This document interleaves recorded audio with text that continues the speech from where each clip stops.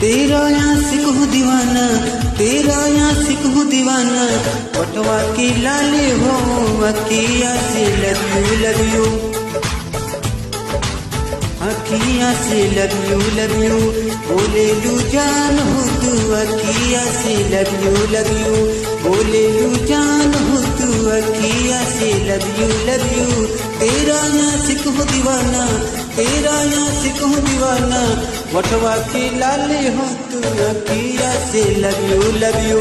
बोले लू जान हो तू अखिया से लव यू। तेरा आशिक हूँ दीवाना, तेरा आशिक हूँ दीवाना। वटवा की लाली हो अखिया से लव यू। बोले लू जान हो तू अखिया से लव यू।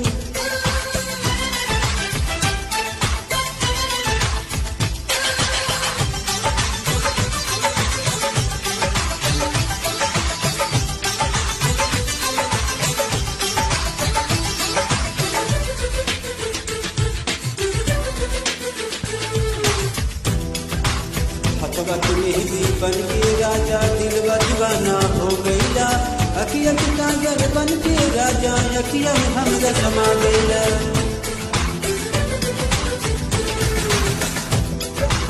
हथवा मेहंदी बन के राजा दिल दीवाना हो गईला। अखिया की काजल बन के राजा अखिया में हमरा समा गईला। देख के रूप ये चंदा से दिलवा दीवाना हो गईला, दिलवा दीवाना हो गईला।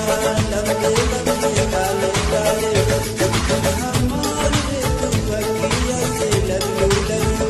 बोले लू जान लव यू, बोले लू जान हो तू अखिया से लव यू। तेरा आशिक हूँ दीवाना, तेरा आशिक हूँ दीवाना।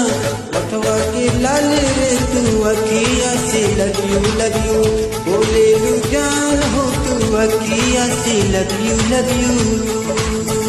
तेरा आशिक हूँ दीवाना, तेरा आशिक हूँ दीवाना।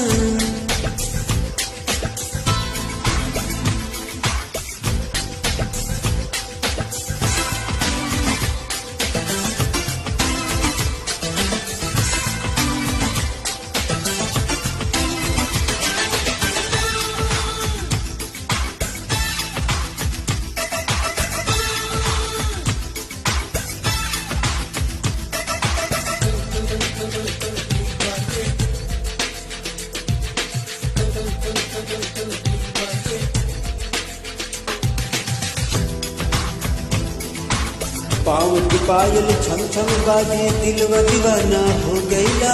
हथवा की मेहंदी बन के राजा दिलवा दीवाना हो गईला। पाँव की पायल छम छम बाजे दिलवा दीवाना हो गईला। हथवा की मेहंदी लगा के बलमा दिलवा बेगाना हो गईला।